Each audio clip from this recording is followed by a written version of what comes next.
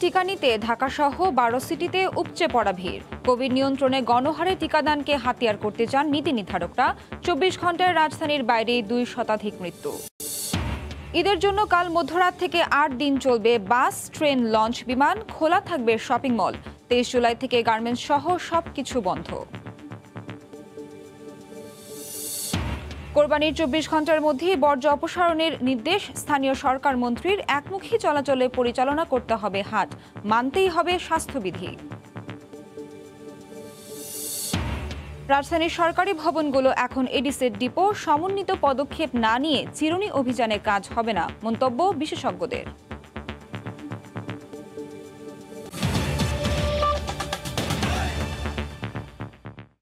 সময় সংবাদের সঙ্গে আছি আমি নাবিলা সোহার। মডার্না টিকা প্রয়োগের প্রথম দিনই রাজধানী সহ দেশের 12 সিটি কর্পোরেশনে কেন্দ্রে কেন্দ্রে মানুষের ঢল। নির্ধারিত টিকার চেয়ে প্রত্যাশীর উপস্থিতি বেশি থাকায় কোথাও কোথাও হিমশিম খেতে হয় পরিস্থিতি সামলাতে। অনিশ্চয়তা কাটিয়ে টিকা কার্যক্রমে গতি আসায় সন্তোষ প্রকাশ করেন সাধারণ মানুষ। এদিকে কোভিড নিয়ন্ত্রণে গণহারে টিকা প্রয়োগকে বড় হাতিয়ার হিসেবে বিবেচনা করছেন নীতি নির্ধারকরা।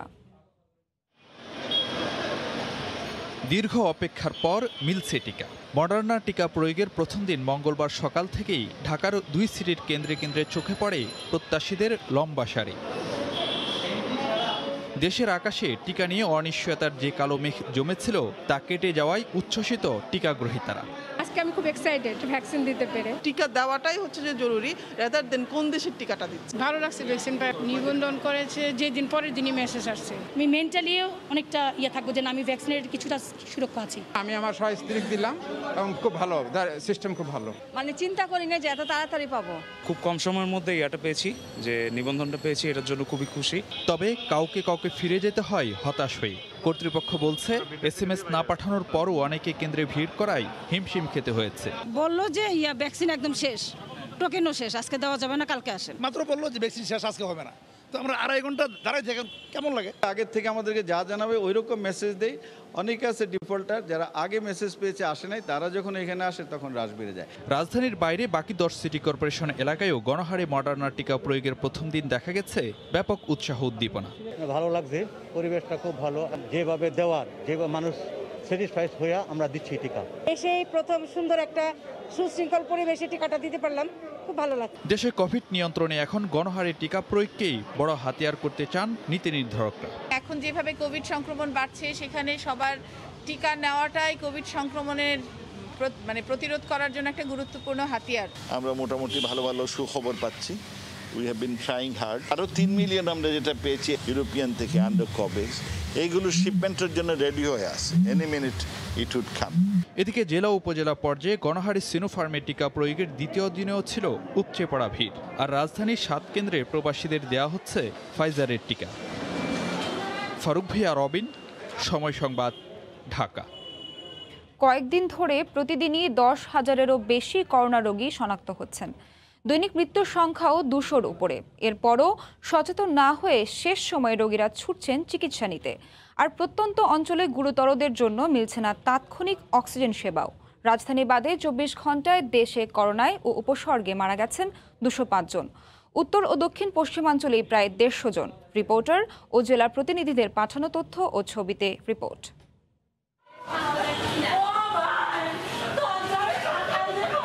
কান্না, আহাজারি আর রোগীদের দীর্ঘশ্বাসে ভারী হয়ে উঠেছে হাসপাতালগুলো। জীবন মৃত্যুর দোলাচলে প্রতিটি ক্ষণ।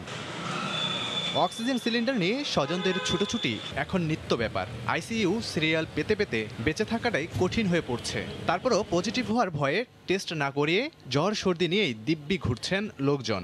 স্বাস্থ্যবিধি মানার বালাই নেই রোগীর স্বজনদের মাঝেও। আইসিইউ খুবই চাপ এবং সারা রাতি রোগী আসতেছে। আমি রাত 4টার সময় আইনে আমার বাবাকে এখানে ভর্তি করছি। কালকে একটা রোগী মারা গেছে, আপনার গেট পাড়া নিতেই মারা গেছে, নিয়ে ভর্তি করতে পারছে না। উত্তরাঞ্চলের বগুড়ায় দাপিয়ে বেড়াচ্ছে করোনা ভাইরাস। একদিনে করোনা উপসর্গে মারা গেছেন 20 জন। অক্সিজেন ঠিকঠাক মতো সাপ্লাই হচ্ছে না, এই জন্য রোগী মারা যাচ্ছে। অক্সিজেন কম এবং সিট সংখ্যাও কম। ভারতীয় ধরন শনাক্তের পর থেকেই সীমান্তবর্তী রাজশাহীতে উচ্চ সংক্রমণ। 24 ঘন্টায় রাজশাহী মেডিকেলে 19 জনের মৃত্যু হয়েছে। এই ইনফেকশনের রেটটা রাজশাহী ক্রস করে আমাদের বগুড়া, সিরাজগঞ্জের ওদিকে যাচ্ছে। তো সেই ক্ষেত্রে আমার কাছে মনে হচ্ছে যে এই চেয়ে রোগী কিন্তু হয়তো নাও বাড়তে পারে এখানে। ভয়ানক পরিস্থিতি খুলনায়। নগরীর কোভিড হাসপাতালগুলোতে একদিনে মারা গেছেন ১৯ জন। জুন মাসের মাঝামাঝি সময় থেকে ময়মনসিংহে বাড়তে শুরু করেছে করোনার সংক্রমণ। ২৪ ঘন্টায় ১৮ জনের মৃত্যু হয়েছে। আমরা প্রত্যেককে সুরক্ষিত রাখি তাহলে একমাত্র কোভিডটা নিয়ন্ত্রণ করা সম্ভব হবে। ফরিদপুরেও দাপিয়ে বেড়াচ্ছে করোনা। একদিনে মারা গেছেন ১৬ জন। উচ্চ ঝুঁকিতে থাকা যশোরে মৃত্যু হয়েছে ১৩ জনের। আর ঝিনাইদহে ২৪ ঘন্টায় ১২ জন মারা গেছেন। সংক্রমণের ঝুঁকি বাড়ছে দক্ষিণাঞ্চলের বরিশালে। ২৪ ঘন্টায় ১১ জন মারা গেছেন। চট্টগ্রামেও পাল্লা দিয়ে বাড়ছে মৃত্যুর তালিকা। ২৪ ঘন্টায় নগরীতে মারা গেছেন ১০ জন। এছাড়াও ২৪ ঘন্টায় টাঙ্গাইলে ৯ জন, কুষ্টিয়ায় ৯ জন, সিলেট ও সাতক্ষীরায় ৭ জন করে, ঠাকুরগাঁয়ে ৬ জন, গাজীপুরে ৫ জন মারা গেছেন। লাবিব হাসান, সময় সংবাদ। করোনা পরিস্থিতির খবর জানাতে এই মুহূর্তে রাজশাহী মেডিকেল কলেজ হাসপাতালের সামনে আছেন রিপোর্টার রাকিবুল হাসান। সরাসরি চলে যাচ্ছি তার কাছে। রাকিবুল। সোহার, কখনো চাঁপাইনবাবগঞ্জ থেকে, কখনো পাবনা, কুষ্টিয়া, ঝিনাইদহ, প্রত্যেকটি সময়ে দিনরাতে ২৪ ঘন্টায় কিন্তু রাজশাহী এই মেডিকেল কলেজ হাসপাতালে কখনো অ্যাম্বুলেন্স, কখনো ব্যক্তিগত গাড়ি, কখনো সিএনজি করে ছুটে আসছেন করোনা রোগী এবং রোগীর স্বজনরা। এবং আমরা দিন থেকে সকাল থেকে শুরু করে এখন বিকেল অবধি গড়িয়েছে, আমরা যেটি লক্ষ্য করছি গেল এই কয়েক ঘন্টায় কিন্তু রাজশাহীতে ইতোমধ্যে করোনা আক্রান্ত হয়ে ভর্তি হয়েছেন হাসপাতালে ৩৪ জন। কিছুক্ষণ আগেই জরুরি বিভাগের সাথে কথা বলেছি, তারা যেটি বলছেন যে আসলে খুব মুমূর্ষ অবস্থায় অনেকে এসেছেন, তাদের অক্সিজেন লেভেল অনেক কমে এবং অনেকে আক্রান্ত হয়েছেন, নানা ধরনের উপসর্গ নিয়ে এসেছেন, তাদেরকে ভর্তি নেওয়া হয়েছে। আপনি জানেন রাজশাহী মেডিকেল কলেজ হাসপাতাল, এই হাসপাতালটি যেহেতু বিভাগীয় একটি হাসপাতাল এবং এখানে করোনার জন্য নির্ধারিত শয্যা সংখ্যা অনেক বেশি। প্রায় এখন এই হাসপাতালটিতে যে শয্যা সংখ্যা রয়েছে করোনার জন্য নির্ধারিত সেটি হচ্ছে ৪৫৪ জন এবং একই সাথে কিন্তু এখানে ভর্তি হয়ে চিকিৎসা নিচ্ছেন ৫০৪ জন। তো এই অবস্থাতে কিন্তু প্রত্যেক দিনই প্রত্যেক মুহূর্তে চিকিৎসক যারা আছেন, যারা এখানকার সেবিকারা আছেন, তাদেরকে কিন্তু খুবই কষ্ট বেগ পেতে হচ্ছে এই পরিস্থিতি সামলানোর জন্য। রাজশাহী মেডিকেল কলেজ হাসপাতালের যিনি পরিচালক আছেন ব্রিগেডিয়ার জেনারেল শামীম ইয়াজদানি, তিনি আমাদেরকে যেটি বলছিলেন যে প্রতি মুহূর্তে তারা এই চাপের মুখে পড়ছেন এবং এই চাপ সামলাতে তারা চেষ্টা করে যাচ্ছেন তাদের যে করোনার জন্য নির্ধারিত শয্যা সংখ্যা সেটি বাড়ানোর জন্য, কিন্তু সেটি আসলে অনুক্রমেই আসলে তাদেরকে চাপ কমাতে সহায়তা করছে না, কেননা প্রতি মুহূর্তে এই চাপটি বাড়ছে এবং সংক্রমণও বাড়ছে। আপনি জানেন যে গেল ২৪ ঘন্টাতে হাসপাতাল যে হিসেবটি দিয়েছে যে ৬৪ জন নতুন করোনা রোগী ভর্তি হয়েছে এবং যার মধ্যে ৩১ জনই কিন্তু রাজশাহীর। এছাড়া আশপাশের জায়গা থেকে চাঁপাইনবাবগঞ্জ থেকে খানিকটা কমেছে, কিন্তু এইদিকে কুষ্টিয়া, পাবনা, সিরাজগঞ্জ এবং এখানে কিন্তু বগুড়া থেকেও আমরা আসতে দেখছি এবং আজকে কিন্তু মৃত যে ১৯ জন মারা গেছে তার মধ্যে একজন কিন্তু বগুড়ারও ছিল। তো সোহার, এইভাবে কিন্তু চাপ বাড়ছে এবং এই চাপটি সামলাতে গেলে বিশেষজ্ঞরা যেটি বলছেন স্বাস্থ্যবিধি যেটি রয়েছেন সেইটি আসলে মেনে চলাটা খুব বেশি জরুরি। তো সোহার, এই ছিল আমার কাছে সর্বশেষ। রাজশাহী মেডিকেল কলেজ হাসপাতালের সামনে থেকে সেখানকার করোনা রোগীর সবশেষ খবর জানাচ্ছিলেন রিপোর্টার রাকিবুল হাসান। ঈদের জন্য কাল মধ্যরাত থেকে স্বাস্থ্যবিধি মেনে চালু হচ্ছে সবকিছু। সারা দেশে চলবে বাস, ট্রেন, লঞ্চ ও বিমান। খুলবে শপিং মল, দোকানপাট। তবে ২৩ জুলাই থেকে ২ সপ্তাহ আবারও সব বন্ধ করে দেবে কঠোর বিধিনিষেধ দিয়ে প্রজ্ঞাপন দিয়েছে মন্ত্রিপরিষদ বিভাগ। এই ২ সপ্তাহ বন্ধ থাকবে গার্মেন্টস সহ সব শিল্প কারখানাও। এদিকে কঠোর বিধিনিষেধের ১৩তম দিনে রাজধানীর সড়কে গাড়ির ব্যাপক চাপ, খুলেছে অনেক দোকানপাটও। এই দৃশ্য দেখে কে বলবে দেশে চলছে কঠোর বিধিনিষেধ, যেখানে জরুরি প্রয়োজন ছাড়া যে কারো ঘর থেকে বের হলেই জেল জরিমানা হওয়ার কথা, সেখানে মঙ্গলবার রাজধানীর যাত্রাবাড়ি মোড়ে কোনো কিছুর যেন তোয়াক্কা নেই। নতুন প্রজ্ঞাপন অনুযায়ী বৃহস্পতিবার ভোর থেকে কোরবানির ঈদ সামনে রেখে ৮ দিনের জন্য লকডাউন শিথিল হতে যাচ্ছে, যেখানে কঠোর বিধিনিষেধ মেনে এক আসন ফাঁকা রেখে চলতে পারবে বাস, লঞ্চ, রেল ও বিমান। তবে নির্দিষ্ট তারিখের 2 দিন আগেই এদিন রাজধানীর সড়ক গাড়িতে ঠাসা। যাত্রীরা বলছেন অফিস খোলা, তাই বাধ্য হয়ে বের হয়েছেন তারা। সড়কে জনসমাগম বাড়ার পাশাপাশি খুলতে দেখা গেছে বেশ কিছু এলাকার দোকানপাটও। সব অফিস আদালত খোলা, লোক বাসা বসে কি করবে, চাকরি থাকবে না। সব কিছু তো খোলা, খালি গণপরিবহনটাই বন্ধ। ভাড়া হচ্ছে হলো 20 টাকা, সেখানে আমাদের ভাড়া যাচ্ছে 200 টাকা করে। আমাদের তো পেটে ভাত নাই, খাইতে হইব না। এই দোকান ভাড়া, তারপরে মিস্ত্রির বেতন, এগুলো কোথা থেকে আসবে? এদিকে নতুন প্রজ্ঞাপনে ৮ দিন শিথিল রেখে আগামী ২৩ জুলাই ভোর থেকে ৫ই আগস্ট পর্যন্ত আরও কঠোর বিধিনিষেধের ঘোষণা দিয়েছে সরকার, যেখানে সকল ব্যক্তিগত ও গণপরিবহন এবং দোকানপাটের পাশাপাশি বন্ধ ঘোষণা করা হয়েছে সকল শিল্প কলকারখানাও। তবে সীমিত পরিসরে খোলা রেখে আর্থিক প্রতিষ্ঠানের সেবা চালু থাকবে। সকল প্রকার কলকারখানা বন্ধ থাকবে ২৩শে জুলাই থেকে ৫ আগস্ট রাত ১২টা পর্যন্ত। যানবাহন চলাচল বন্ধ থাকবে। চলমান কঠোর বিধিনিষেধের ১৩তম দিনে সড়কে আইন শৃঙ্খলা রক্ষা বাহিনীর তৎপরতাও তুলনামূলক কম ছিল। কাগজে কলমে কঠোর বিধিনিষেধ, কিন্তু বাস্তবে প্রায় সবই খোলা।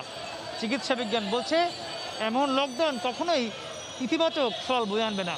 তাই সংশ্লিষ্টরা বলছেন করোনা সংক্রমণ রোধ করতে হলে আরও বাস্তবমুখী পদক্ষেপ নিতে হবে। মাহমুদ রাকিব, সময় সংবাদ, ঢাকা। ঈদে ৩৮ জোড়া আন্তনগর ও ১৯ জোড়া মেল কমিউটার দিয়ে ১৫ জুলাই থেকে শুরু হচ্ছে ট্রেন চলাচল। এক আসন ফাঁকা রেখে বসবে যাত্রী। সব টিকিট বিক্রি হবে অনলাইনে। ধুয়ে মুছে প্রস্তুত করা হয়েছে ট্রেন ও কমলাপুর রেল স্টেশন। দীর্ঘ বিরতির পর মাত্র ৭ দিনের জন্য সচল হচ্ছে ট্রেনের চাকা। সারা দেশে ৩৮ জোড়া আন্তনগর ও ১৯ জোড়া মেইল কমিউটার ট্রেন দিয়ে সীমিত আকারে চলবে ট্রেন। এক সিট ফাঁকা রেখে বসবেন যাত্রী। ৫০% টিকিটের পুরোটাই বিক্রি হবে অনলাইনে। মন্ত্রী জানান, মাস্ক ব্যতীত কোনো যাত্রী ট্রেনে উঠতে পারবেন না। উইদাউট মাস্ক কোনো ট্রেনে কোনো যাত্রী উঠতে পারবে না, তো ঢুকতেই পারবে না প্ল্যাটফর্মে। ঢোকার সময় আমরা স্যানিটাইজ করে দেবো তাদেরকে। সমস্ত স্বাস্থ্যবিধি মেনে আমরা এই ট্রেন পরিচালনা করব এই ১৫ তারিখ থেকে। ট্রেন চালাতে প্রস্তুত করা হয়েছে কমলাপুর রেল স্টেশন। জীবাণুনাশক ছেটানোর পাশাপাশি ধুয়ে মুছে পরিষ্কার করা হয়েছে প্ল্যাটফর্ম। অলস পড়ে থাকা ট্রেনগুলোর ভেতরে স্প্রে করা ছাড়াও পরিষ্কার পরিচ্ছন্ন করা হয়েছে ট্রেনের জানালা, সিটের হাতল সহ বসার আসন। জীবাণুনাশক ছড়ানোর পরে আমরা ধুলাবালি সব মুছতাছি, ভালো করে পরিষ্কার করতেছি। ফুল পাউডার দিছি, সুডা দিছি, লিসেন পাউডার দিছি। ৩ শিফটে আমাকে ধুলাই চলতে আছে প্রতিদিন। জীবাণুনাশক এর জন্য আমরা স্প্রে করতেছি। রেল লাইন পরিদর্শন, ইঞ্জিন পরীক্ষা নিরীক্ষা শেষে কর্মকর্তারা বলছেন বৃহস্পতিবার থেকে ট্রেন চালাতে প্রস্তুত হয়েছে কমলাপুর রেল স্টেশন। প্রস্তুতি আমাদের সম্পন্ন করা আছে। আমরা আমাদের জীবাণুনাশক স্প্রে সহ অন্যান্য যে স্বাস্থ্যবিধি মানার জন্য যে সকল প্রস্তুতি আমরা সম্পন্ন করে রেখেছি। যাত্রার ৫ দিন আগ পর্যন্ত আগাম টিকিট অনলাইন থেকে সংগ্রহ করা যাবে। নাজমুস সালেহী, সময় সংবাদ, ঢাকা। কোরবানির পর ২৪ ঘন্টার মধ্যে সব বর্জ্য অপসারণের নির্দেশ দিয়েছেন স্থানীয় সরকার মন্ত্রী তাজুল ইসলাম। স্বাস্থ্যবিধি মেনে একমুখী চলাচল ব্যবস্থা রেখে পরিচালনা করতে হবে পশুর হাট। বিধিনিষেধ কার্যকর করতে মাঠে থাকবে ভ্রাম্যমাণ আদালত। এ বিষয়ে আন্তঃমন্ত্রণালয়ের সভায় এসব নির্দেশনা দেওয়া হয়। করোনার থাবা মাথায় নিয়ে এবারও কোরবানির প্রস্তুতি নেওয়া হচ্ছে। শিথিল করা হয়েছে লকডাউন। সারা দেশে বসবে পশুর হাট। ব্যবস্থা রাখা হয়েছে অনলাইন পশুর হাটের। প্রাণী সম্পদ মন্ত্রণালয়ের পক্ষ থেকে জানানো হয়েছে, স্থানীয় খামারে ১,২০,০০,০০০ পশু প্রস্তুত আছে কোরবানির জন্য। পশু কোরবানি ও বর্জ্য ব্যবস্থাপনার প্রস্তুতি পর্যালোচনায় আন্তঃমন্ত্রণালয়ের সভায় নির্দেশনা দেওয়া হয়, যান চলাচলে বিঘ্ন ঘটে এমন সড়কের পাশে হাট বসানো যাবে না। নির্ধারিত স্থানে পশু জবাই করতে হবে। ২৪ ঘন্টার মধ্যে সরিয়ে ফেলতে হবে বর্জ্য। আমরা অনলাইনকে প্রমোট করছি, পাশাপাশি ফিজিক্যাল মার্কেট যদি চলে তাহলে সেখানে যেন নাকি যথাযথ স্বাস্থ্যবিধি মেনে এটা পরিচালনা করা হয়, বাজারগুলা যেন হয়, সেজন্য আমরা আহ্বান জানাইছি। ঢাকার ২ মেয়র জানান, এরই মধ্যে প্রস্তুতি নেওয়া হয়েছে। ২ সিটি কর্পোরেশনের বর্জ্য সংগ্রহে ৭.৫ লাখ পলিব্যাগ বিতরণ করা হবে। পশুর হাটে থাকবে স্বেচ্ছাসেবক জনপ্রতিনিধিরা। পশু কোরবানির জন্য নিজস্ব স্থান ঠিক করেছি। ৭০০ জন ইমাম এবং ১,০০০ জন মাংসকে আমরা দেওয়ার জন্য কষাই আমরা রেডি করেছি। আমরা ৬ লক্ষ পলিব্যাগ দিচ্ছি বিভিন্ন বাড়িতে বাড়িতে। এর মধ্যে ২০,০০০ পলিব্যাগ হবে বায়োডিগ্রেডেবল। ইনশাআল্লাহ আমরা আশাবাদী যে আমরা এবারও একটি সুষ্ঠু শৃঙ্খলার মধ্যে এই পুরো ঈদ উল আজহার কার্যক্রমটা আমরা সম্পন্ন করতে পারব। ঢাকার বাইরে অন্যান্য সিটি কর্পোরেশন ও পৌরসভায়ও কোরবানির সুষ্ঠু ব্যবস্থাপনায় এরই মধ্যে প্রস্তুতি নিয়েছে। কোরবানির পশু জবাই করার জন্য ৩০৪টি স্থান নির্ধারণ করেছি এবং এই সমস্ত স্থানে আমরা পর্যাপ্ত ব্লিচিং পাউডার সরবরাহ করছি। বৈঠকের সিদ্ধান্ত কেন্দ্রীয়ভাবে তদারকি করা হবে। মাঠে থাকবে আইন শৃঙ্খলা বাহিনীর সদস্যরা। সানবীর রূপল, সময় সংবাদ, ঢাকা। হাট বসানোর অনুমতি পাওয়ার পর জমজমাট হয়ে উঠেছে নওগাঁয় কোরবানির পশু বেচাকেনা। তবে হাটে দূরের ব্যাপারের উপস্থিতি কম। কোরবানির পশু বেচাকেনার খবর জানাতে এই মুহূর্তে নওগাঁর সতীহাটে আছেন রিপোর্টার এমআর রকি। সরাসরি চলে যাচ্ছি তার কাছে। রকি। ধন্যবাদ ছোয়ার। গেল শুক্রবার কিন্তু স্থানীয় প্রশাসনের পক্ষ থেকে এই নওগাঁর পশুর হাটগুলো উন্মুক্তভাবে কেনা বেচার একটি ঘোষণা দেওয়া হয়েছে। ইতিমধ্যে এই ঘোষণার পর থেকে প্রান্তিক যেসব খামারি রয়েছেন তারা কিন্তু এখন হাটে গরু তুলছেন এবং আমরা একটু লক্ষ্য করছিলাম নওগাঁর একটি সুতির হাট, বেশ জমজমাট কিন্তু একটি হাট। আমার পিছনে লক্ষ্য করছেন বিপুল পরিমাণে গরু এবং স্থানীয় ব্যাপারীর কিন্তু একটা সমাগম এখানে দেখা যাচ্ছে। তবে এই কয়েকদিনের যে লকডাউনের পরবর্তী কিন্তু গরু কেনা বেচার এরকম একটি বাজার ব্যবস্থা দীর্ঘদিন ধরে কিন্তু খামারিরা আশা করছিলেন। তারা কিন্তু একরকম আর্থিক ক্ষতির একটা আশঙ্কা করছিলেন শেষ মুহূর্তে কোন দিকে যায় তাদের গরুগুলি নিয়ে আসার জন্য। তবে আজকের এই হাটে আমরা যেটা লক্ষ্য করছি, গরুর দূরের ব্যাপারী কিছুটা কম থাকার কারণে কিন্তু স্থানীয় যেসব ব্যাপারী তারাই এই গরুগুলো কেনা বেচার সাথে যুক্ত থাকছেন, দরদাম হাঁকছেন। তবে গরুর দরের ক্ষেত্রে প্রান্তিক খামারিরা বলছেন এখন পর্যন্ত স্থানীয় বাজার তৈরি হওয়ার কারণে কিন্তু দরটা তারা কাঙ্ক্ষিত পাচ্ছেন না। তবে দূরের ব্যাপারী আসলে হয়তো আগামীতে তারা একটা ভালো দর পাবেন এবং দীর্ঘ প্রায় 8 থেকে 9 মাস 1 বছর পর্যন্ত এই গো খামারিরা স্থানীয়ভাবে তারা কিন্তু গরু প্রতিপালন করে থাকেন, একটা বড় লাভের আশা করে থাকেন। এই কুরবানি ঈদকে টার্গেট করে তারা এই প্রতিপালনের শেষ দিকে এসে ভালো একটি দাম কিন্তু তারা আশা করছিলেন। তবে এবছর প্রথম দিক থেকে কিন্তু একটা সংখ্যা দুর্বলতা তাদের ভিতর কাজ করছিল। তবে আজকের হাটে গরুর যে দরদাম তাতে আমরা যেটা লক্ষ্য করছি কিছুটা কম দরে গরু কেনা বেচা চলছে। 60,000 70,000 টাকার ভালো মানের একটা গরু কিন্তু এই হাটে গরু পাওয়া যাচ্ছে। বিশেষ করে দূরের ব্যাপারীর ক্ষেত্রে কিছুটা দরদাম কম বলছেন, যে দূরের ব্যাপারী আসলে আগামীতে হয়তো আগামীতে আরো দামটা চড়তে পারে, দামটা বেশি হতে পারে। আরেকটি বিষয় জানি রাখি, নওগাঁ জেলায় কিন্তু প্রায় 30,000 ছোট বড় গো খামারিরা গো প্রতিপালন করেছেন এবছর এবং প্রায় 3 লক্ষ গরু কিন্তু কুরবানির জন্য প্রস্তুত করা হয়েছে এই জেলায়। সব মিলে কিন্তু আগামী কয়েকদিনের মধ্যে কিন্তু একটা জমজমাট কারবার আশা করছেন তারা। তো সব এই ছিল নওগাঁর সতীহাটের গরু বেচা কেনার খবর আমার কাছে। নওগাঁর সতীহাট থেকে পশু বেচা কেনার সবশেষ খবর জানাচ্ছিলেন রিপোর্টার এমআর রকি। স্বাস্থ্যবিধি না মেনে জনগণ উদাসীনতা দেখালে লকডাউন অর্থহীন বলে মন্তব্য করেছেন আওয়ামী লীগের সাধারণ সম্পাদক ওবায়দুল কাদের। ঈদ উপলক্ষে লকডাউন শিথিল করা হলেও বাস, ফেরিঘাট ও পশুর হাটে ভিড় না করে সবাইকে সচেতন থাকার আহ্বান জানান তিনি। সকালে তার সরকারি বাসভবনে নিয়মিত ব্রিফিংয়ে কথা বলেন তিনি। মাননীয় প্রধানমন্ত্রী উৎসবে যে সুযোগ করে দিয়েছেন তার সদ্ব্যবহার করার জন্য দলমত নির্বিশেষে আমরা সকলের প্রতি আহ্বান জানাচ্ছি। দায়িত্বহীনভাবে ফেরিঘাট, bus terminal, launch terminal, rail station, কোরবানির পশুর হাটে বাঁধ ভাঙ্গা ভিড় তৈরি না করি। স্বাস্থ্যবিধি না মেনে উদাসীনতার প্রদর্শন করলে লকডাউন অর্থহীন। মাস্ক পরার পাশাপাশি কঠোরভাবে স্বাস্থ্যবিধি মেনে চলতেই হবে। গেল বছরের মতো এবারও করোনায় নিম্নবিত্ত মানুষের জন্য নতুন প্রণোদনা ঘোষণা করেছেন প্রধানমন্ত্রী শেখ হাসিনা। দ্বিতীয় ঢেউয়ে কঠোর বিধিনিষেধে কাজ হারানো বিভিন্ন পেশার শ্রমজীবী মানুষের জন্য নতুন 5টি প্রণোদনা প্যাকেজ ঘোষণা করা হয়। নতুন এসব প্যাকেজের আওতায় 3,200 কোটি টাকার সহায়তা পাবেন ভুক্তভোগী মানুষ।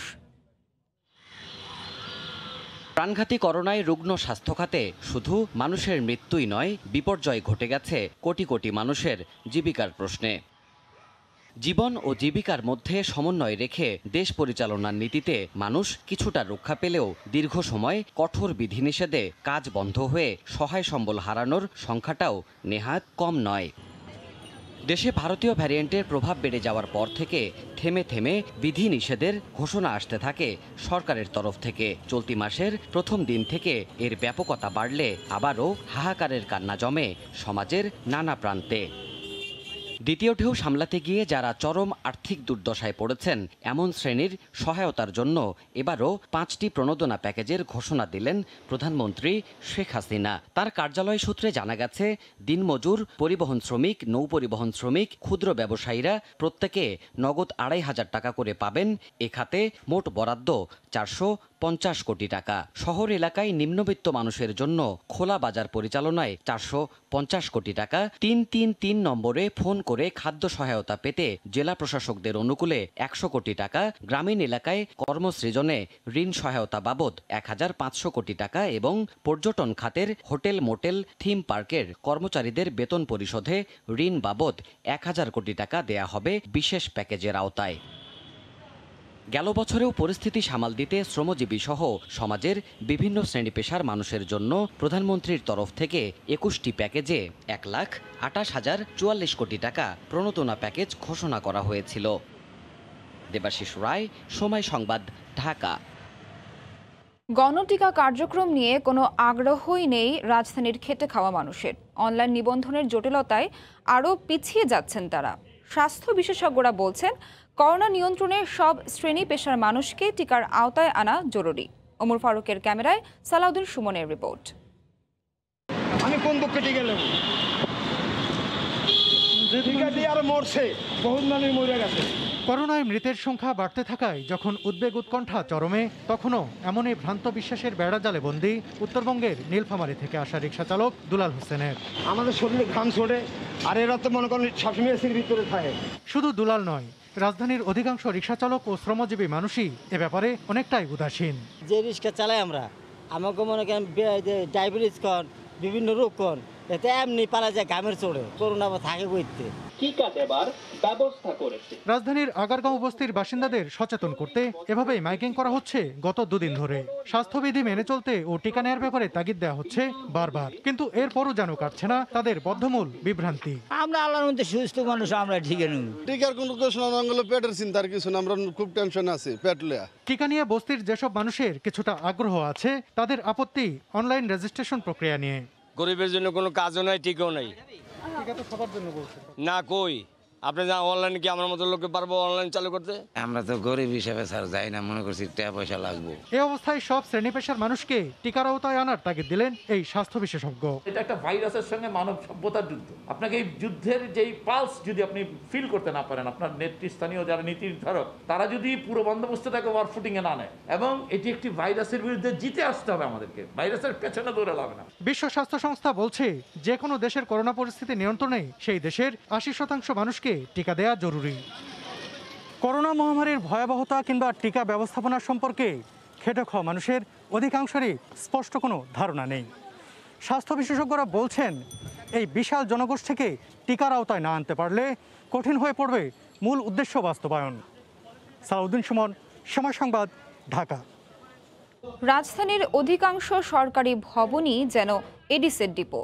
নিয়মিত দেখভাল না করায় এসব ভবনে, বিশেষ করে পার্কিং এলাকায় জমছে পানি, তৈরি হচ্ছে মশার প্রজনন ক্ষেত্র। কীটতত্ত্ববিদরা বলছেন, সমন্বিত উদ্যোগ না নিলে চিরুনি অভিযানে কাজ হবে না। একটি সরকারি ভবনের পার্কিং এর জায়গা এটি। স্যাঁতস্যাঁতে গুমট, কোনায় কোনায় জমে আছে পানি। এতেই নিশ্চিন্তে বংশ বিস্তার করে যাচ্ছে ডেঙ্গু বাহক এডিস মশা। রাজধানীর কারওয়ান বাজারে সারি সারি এসব অট্টালিকার অধিকাংশেরই এমন অবস্থা। পেট্রো বাংলা কিংবা বিটিএমসির মতো ভবন এখন এডিসের চারণভূমি। কর্তৃপক্ষ তো দেখেই না, মশক কর্মীদেরও ভেতরে যাবার অনুমতি মেলে না। আবার চোখের সামনে লার্ভা দেখেও নিজেদের সচেতন বলেই জাহির করেন তারা। এটা হয়তো বা কেমনি হয়েছে, কিন্তু আমরা এবারে 100% সচেতন। আমরা সরকারি ভবন আমরা আসলে বলে যে এখানে তো ঢোকা নিষেধ। বসতবাড়িতে সচেতনতা বাড়লেও নির্মাণাধীন ভবন আর সরকারি প্রতিষ্ঠান এডিস নিধনে বড় অন্তরায় মানছে সিটি কর্পোরেশন। সার্বিক পরিস্থিতিটা খুব বেশি এনকারেজিং বলা যাবে না, কারণ অনেক ভবনেই আমরা এডিস মশা লার্ভা পাচ্ছি। সরকারি ভবনে বেশি পাচ্ছি, নির্মাণাধীন ভবনে বেশি পাচ্ছি। তবে ব্যক্তি থেকে প্রতিষ্ঠান সব পর্যায় থেকে একসাথে কাজ না করলে এই অভিযানের সুফল মিলবে না বলে মত বিশেষজ্ঞদের। যার বাড়ি তাকেই সচেষ্ট হতে হবে, শুধু আইন দিয়ে সব কিছু হবে না আর কি। এটা একটা সম্মিলিত ইন্টিগ্রেটেড অ্যাপ্রোচ নিতে হবে আর কি। অধিদপ্তরের হিসেবে সবশেষ 24 ঘন্টায় রাজধানীতে ডেঙ্গু নিয়ে হাসপাতালে ভর্তি হয়েছে 70 জন। রাশেদ লিমন, সময় সংবাদ, ঢাকা।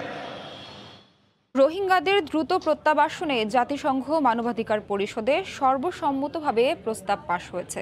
এতদিন বিপক্ষে ভোট দেয়া চীন, রাশিয়া এবারই প্রথম নিশ্চুপ ছিল। কূটনৈতিক এ সাফল্যকে কাজে লাগিয়ে এই দুই পরাশক্তি সহ প্রতিবেশী দেশ ভারতকে মিয়ানমারের ওপর চাপ প্রয়োগে আবারও আহ্বান জানানো বলে জানিয়েছেন পররাষ্ট্রমন্ত্রী।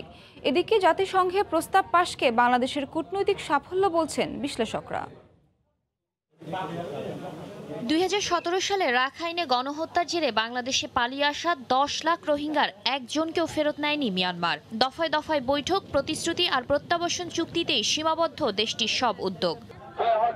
সোমবার জাতিসংঘ মানবাধিকার পরিষদে রোহিঙ্গা গণহত্যার বিষয়ে জবাবদিহিতা নিশ্চিত করা ও বাংলাদেশে আশ্রয় নেওয়াদের দ্রুত রাখাইনে ফেরানোর প্রস্তাবটি 4 বছর পর ভোটাভুটি ছাড়া সর্বসম্মতভাবে পাশ হয়। এতে নিশ্চুপ ছিল আগে ভেটো দেয়া চীন ও রাশিয়া। চীন, রাশিয়া সহ সব পক্ষকে একমত করানোর জন্য প্রথম থেকেই আমরা কাজ করছিলাম। একাধিকবার তাদের রাষ্ট্রদূতের সঙ্গে বৈঠক হয়েছে। অবশেষে কোনো রাষ্ট্রই এই রেজুলেশনের বিরোধিতা করেনি। এ সাফল্য ধরে রেখে দ্রুত রোহিঙ্গাদের কার্যকর প্রত্যাবাসনের বিষয়ে রাশিয়া, চীন ও ভারতের সঙ্গে আবারও বাংলাদেশ আলোচনায় বসবে বলে জানিয়েছেন পররাষ্ট্রমন্ত্রী। মঙ্গলবার দুপুরে নিজ বাসভবনে এক সংবাদ সম্মেলনে তিনি জানান, আসন্ন উজবেকিস্তান সফরে প্রভাবশালী দেশগুলোর পররাষ্ট্রমন্ত্রী পর্যায়ের দ্বিপাক্ষিক বৈঠকে আবারও প্রত্যাবাসনের গুরুত্ব ও মিয়ানমারের নিষ্ক্রিয়তা তুলে ধরা হবে। ওনার সাথে প্রথম মিটিং রাশিয়ান ফরেন মিনিস্টারের সাথে number 1 priority repatriation of Rohingya. এইবারে আমাদের মতোই এই রেজলিউশনটা পাস হয়েছে এবং সেইখানে সবাই এক বাক্যে বলেছে যে রিপাট্রিয়েশন ইজ ভেরি ইম্পর্টেন্ট এবং এদের জন্য রিপাট্রিয়েশন সবাই মিলে কাজ করবে। বিশ্ব সম্প্রদায়ের কাছে রোহিঙ্গা ইস্যু নতুন করে আলোচনায় উঠে আসাকে ইতিবাচক হিসেবে দেখছেন বিশ্লেষকরা। রোহিঙ্গাদের প্রত্যাবাসন বিষয়ে সেখানে কোনো দেশ ভোটদানও বিরত থাকে নাই বা বিরোধিতা করে নাই। এটা আমাদের জন্য বা রোহিঙ্গা বিষয়ে বাংলাদেশের আমি বলবো কূটনীতির একটা বড় অর্জন। অনেকটা ঢাকা পড়ে যাওয়া জিনিসটা আবার সামনে আসলো। কোমরের বাম পাশে কেটে কিডনির পাথর অপসারণের কথা, কিন্তু চিকিৎসক কেটে ফেলেন ডান পাশে। পরে পুরো বিষয়টি ধামাচাপা দেওয়ার চেষ্টা করা হয়। ব্রাহ্মণবাড়িয়ায় ইটভাটার অসহায় এক শ্রমিকের এমন হাল করার অভিযোগ উঠেছে সদর হাসপাতালের এক চিকিৎসকের বিরুদ্ধে। ঘটনার পর গা ঢাকা দিয়েছেন অভিযুক্ত চিকিৎসক। ঘটনা তদন্তে 4 সদস্যের একটি কমিটি গঠন করেছে হাসপাতাল কর্তৃপক্ষ। উজ্জ্বল চক্রবর্তীর তথ্য ও জুয়েল রহমানের ছবি নিয়ে রিপোর্ট। কিডনিতে পাথর নিয়ে ব্রাহ্মণবাড়িয়া সদর হাসপাতালে ভর্তি হন দক্ষিণ জাঙ্গাল গ্রামের বাসিন্দা ইটভাটা শ্রমিক আজমল খান। গত 27 জুন সকালে রোগীর অস্ত্রোপচার করেন ডাক্তার শফিকুল ইসলাম। এ সময় রোগীর শরীরের বাম পাশের পরিবর্তে ডান পাশ কেটে ফেলেন। পরে বাম পাশ কেটে কিডনির পাথর অপসারণ করেন। বিষয়টি গোপন রাখতে পুরো কোমরে ব্যান্ডেজ করা হয় বলে দাবি রোগীর।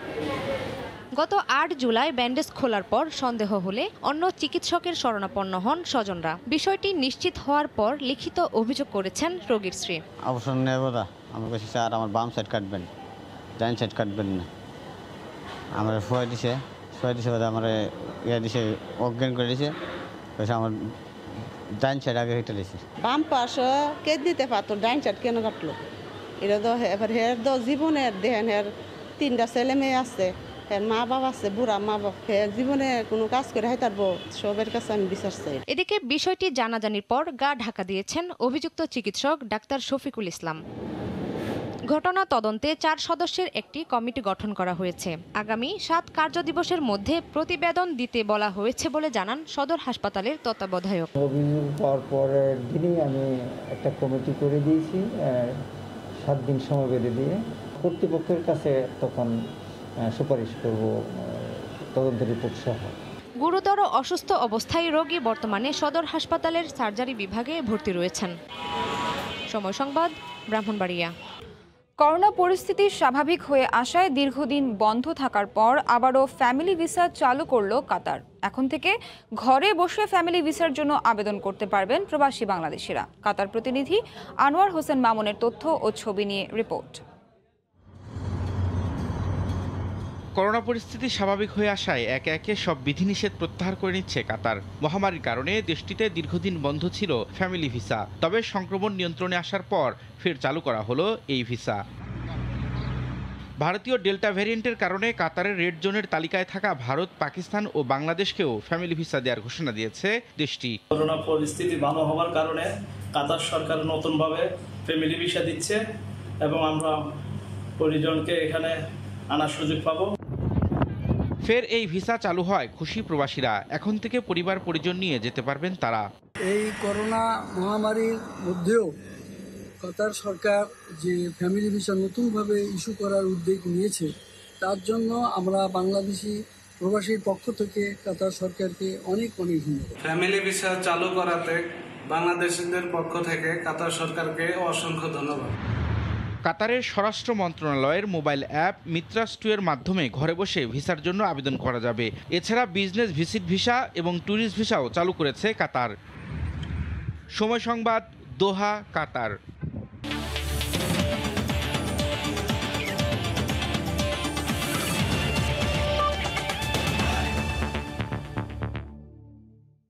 জিম্বাবুয়ের বিপক্ষে সিরিজ শেষে দেশে ফিরেছেন টেস্ট স্কোয়াডে থাকা 6 ক্রিকেটার।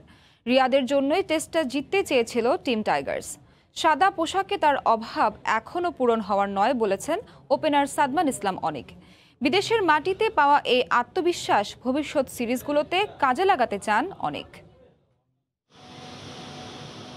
হারারে টু জোহানেসবার্গ, শেষে কাতারের ট্রানজিট, 24 ঘন্টার বেশি বিমান ভ্রমণের ক্লান্তি। তবুও প্রথম দর্শনে টেস্ট স্কোয়াডের সবাইকেই মনে হলো চনমনে। জিম্বাবুয়ের বিপক্ষে স্বস্তির জয়ে যে চাঙা গোটা দল।